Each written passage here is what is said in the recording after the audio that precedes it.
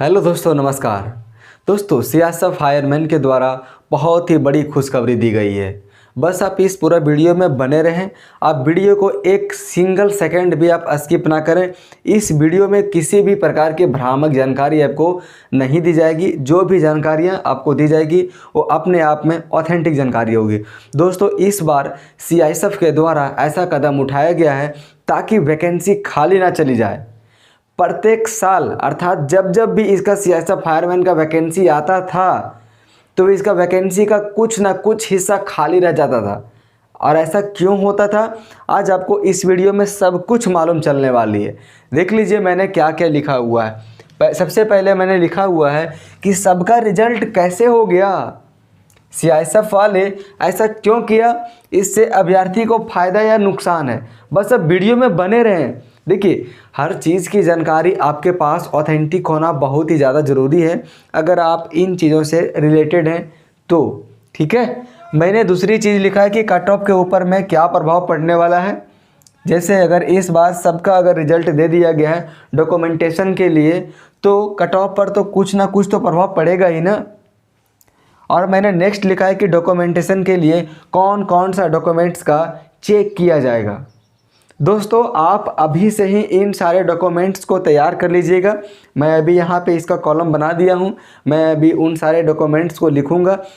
दोस्तों, अपने आप में ये वीडियो एक मास्टर वीडियो की तरह होने वाली है। इस वीडियो के बाद आपको किसी और अन्य वीडियो में जाने की ज़रूरत बिल्कुल भी नहीं होगी, क्योंकि ये वीडियो काफ़ी लॉन्ग रिसर्च के द्वारा बनाया गया है।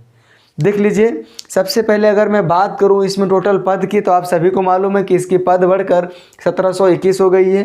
ठीक है, देखिए सबका रिजल्ट कैसे हो गया।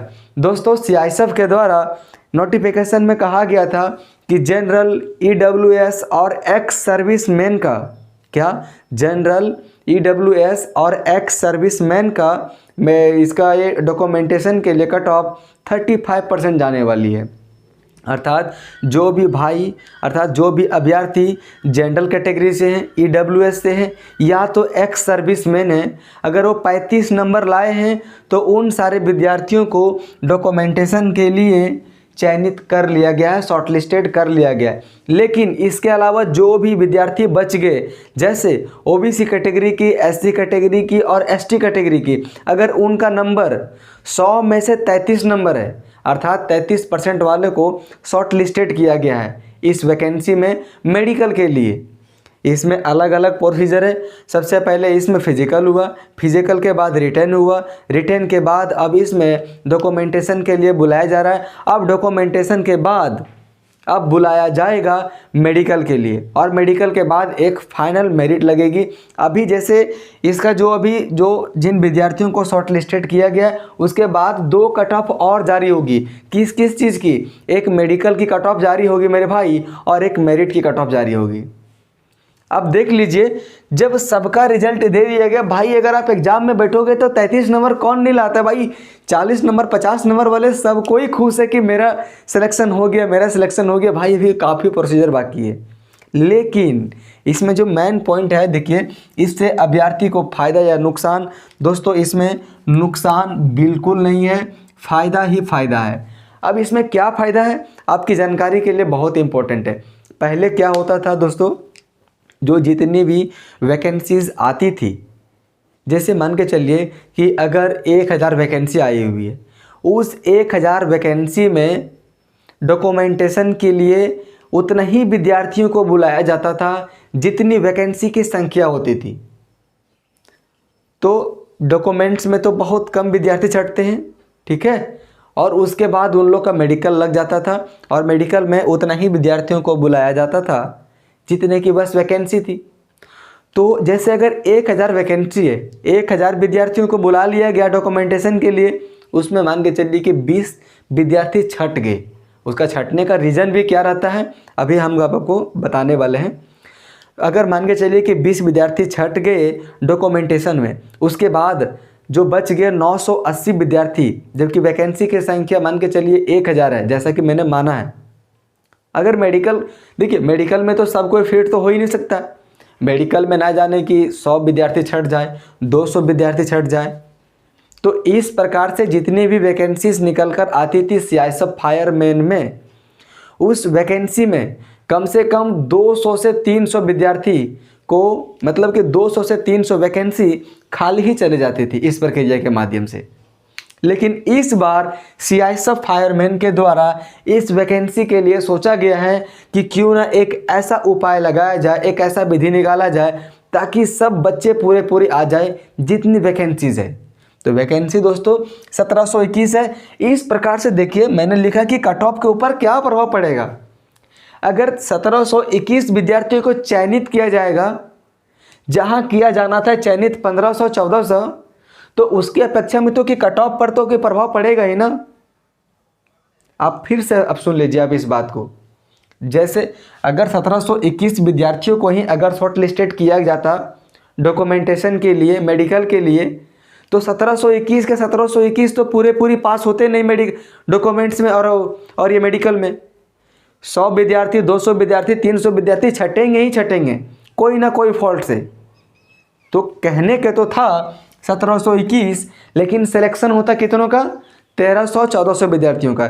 लेकिन सीआईएसएफ का इस विधि से, इस मेथड के द्वारा 1721 के 1721 विद्यार्थियों का तो सिलेक्शन होगा, तो कट ऑफ तो के ऊपर तो कुछ तो प्रभाव पड़ेगा ना, प्रभाव पड़ेगा। और कट ऑफ जितना भी जाता पहले, उसकी अपेक्षा कट ऑफ में गिरावट आएगी। अब कितनी गिरावट आएगी इसका कोई अंदाज़ा नहीं है, क्योंकि कई विद्यार्थी ऐसे हैं जो कमेंट करते भाई मेरे 80+ है, मेरा 85 है, कोई कमेंट करता है कि भाई मेरा 92 है, कोई कमेंट करता है कि मेरे भाई मेरे 89 मार्क्स बन रहे हैं, कोई बोलता है 70 है, कोई 60 है। हमें ऐसा लगता है एक अंदाज़ा से, क्योंकि एक तो दोस्तों सीआईएसएफ फायरमैन के द्वारा इसकी कट ऑफ को तो निकाला जाता ही नहीं। मुझे ऐसा लगता है कि जिन विद्यार्थियों का नंबर 70+ है, 70+ है, उन सारे विद्यार्थियों का सिलेक्शन होने वाला है। और जो भी विद्यार्थी बिलोंग कर रहे हैं हिंदी भाषी स्टेट से, मैं अगर नाम लूँगा तो हो सकता है कि आप थोड़ी सी परेशान हो जाएंगे कि भाई पता नहीं मैं तो इस स्टेट से हूँ, मेरा कितना चला जाएगा कट ऑफ। तो आप मोटा मोटी आप जान लीजिए कि हिंदी भाषी स्टेट से कट ऑफ ज़्यादा जाती है, ज़्यादा नहीं जाती है, थोड़ी सी ज़्यादा जाती है अन्य स्टेटों की तुलना में। तो आपको डरना बिल्कुल भी नहीं है दोस्तों। आप एक वैकेंसी के चक्कर में कभी मत रहना। ऐसा नहीं है कि अगर आपका इसमें सिलेक्शन नहीं हुआ तो आप उसके लिए एलिजिबल हो ही नहीं, आपके अंदर एबिलिटीज़ है ही नहीं। अगर आपका 70 नंबर आ रहा है फिर भी अगर आपका सिलेक्शन नहीं हो रहा है तो आप अपने आप में कमज़ोर मत समझिएगा, क्योंकि 70 नंबर लाना अपने आप में एक चैलेंज है। 70 नंबर लाना अपने आप में एक बहुत बड़ी चैलेंज है, जो आपने उस चैलेंज को क्वालिफाई कर रखा है। इसके साथ साथ अपने फिजिकल को भी क्वालिफाई कर रखा है, ठीक है। और देखिए अब मैं बात करूंगा कि डॉक्यूमेंटेशन के लिए कौन कौन सा डॉक्यूमेंट्स का चेक होगा, आपको कौन कौन सा डॉक्यूमेंट्स को अभी से तैयार कर लेनी है। दोस्तों ये मोस्ट इम्पॉर्टेंट रहने वाली है। ऐसा सीआईएसएफ फायरमैन के नोटिफिकेशन में बताया गया है कि जो आप डॉक्यूमेंट्स दिए फॉर्म को अप्लाई करते समय, जैसे मान के चलिए बहुत सारे ऐसे भाई होते हैं, जैसे अगर आप ओबीसी कैटेगरी से लेकिन फॉर्म आप फिलअप कर दिए हैं जनरल कैटेगरी से, और डॉक्यूमेंट्स के दौरान अगर आप लेके जाइएगा ओबीसी कैटेगरी का कास्ट सर्टिफिकेट के बारे में अगर मैं बोलूं तो आपको मेडिकल तो आपको डॉक्यूमेंटेशन से रिजेक्ट कर दिया जाएगा, बाहर कर दिया जाएगा। तो आप ध्यान दें कि आपको कि जो आप जिस डॉक्यूमेंट्स का प्रयोग किए थे फॉर्म को फिलअप करते समय, आप उन्हीं डॉक्यूमेंट्स का प्रयोग कीजिएगा। तो देख लीजिए कि कौन कौन सा डॉक्यूमेंट्स आपको चाहिए, ठीक है। सबसे पहले दोस्तों 10th और 12th का मार्कशीट चाहिए। आप बोलिएगा सर ये जो फॉर्म है वो तो 12th बेसिस पे था। अरे भाई आप लेके चले जाना, जब इसकी डॉक्यूमेंटेशन के लिए आपके पास एडमिट कार्ड आएगी तो उस एडमिट कार्ड के पीछे वाले पृष्ठ में सब कुछ लिखा होगा कि आपको क्या क्या डॉक्यूमेंट्स ले जाना होगा। वहाँ पे देख लीजिए क्या मैंने आपको कहा, 10th एंड 12th का मार्कशीट।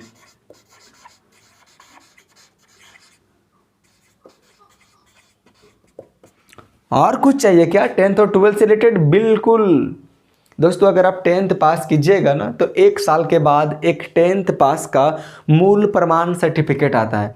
अगर आपने नहीं लिया होगा अभी तक चाहे तो अगर आपको मालूम नहीं होगा तो आप जहाँ से हाई स्कूल में पास किए हैं और इंटर में पास किए हैं, और अगर आपको हाई स्कूल में पास किए हुए तो 1 साल हो ही गया होगा, इंटर में भी तो पास किए हुए अगर 1 साल हो ही गया होगा, तो आप बोलिएगा कि हमें मूल प्रमाण सर्टिफिकेट सर चाहिए 10th की और 12th की, आपको स्कूल के द्वारा दे दिया जाएगा। ठीक है, तो 10th में मार्कशीट, माइग्रेशन, रजिस्ट्रेशन स्लिप, ठीक है, इसके अलावा एक और सर्टिफिकेट होती है जिसे कहा जाता है मूल प्रमाण पत्र।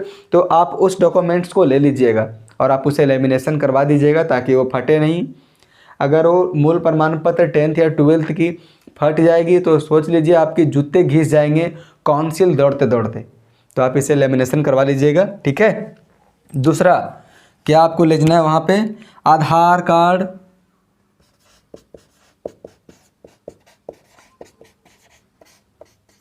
आधार कार्ड नहीं है तो पैन कार्ड, पैन कार्ड नहीं है मेरे भाई तो वोटर कार्ड, वोटर कार्ड भी नहीं है तो ड्राइविंग लाइसेंस। अगर इन सारे डॉक्यूमेंट्स में अगर आपके पास जितने भी सारे, अगर आपके पास मान के चलिए कि सारे के सारे हैं, तो आप सारे डॉक्यूमेंट्स को लेके वहाँ पे जाइएगा। दोस्तों लाइन कट गई है, घबराए बिल्कुल भी नहीं। अब इसके साथ दोस्तों आपको लेके जाना है आवासीय प्रमाण पत्र, आवासीय प्रमाण पत्र लेके जाना है। ठीक है, और इसके साथ आपको और किन चीज़ों की ज़रूरत होगी दोस्तों, एक है कास्ट सर्टिफिकेट,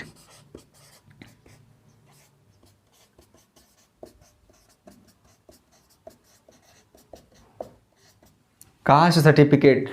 दोस्तों ये जो कास्ट सर्टिफिकेट है वो भारत सरकार द्वारा प्रमाणित होना चाहिए, से सर्टिफाइड होना चाहिए। ठीक है, मैं यहाँ पे लिख देता हूँ, भारत सरकार द्वारा प्रमाणित होना चाहिए क्या, कास्ट सर्टिफिकेट। और इसके साथ साथ दोस्तों आप 4-5 पासपोर्ट साइज़ की अपनी रिसेंट की फ़ोटो ले लीजिएगा। अगर आपके पास वो फ़ोटो है जो आपने फॉर्म को फिलअप करते समय दिया था तो ये अच्छी बात है। ठीक है, तो आप अपनी पासपोर्ट साइज़ की फ़ोटो ले लीजिएगा,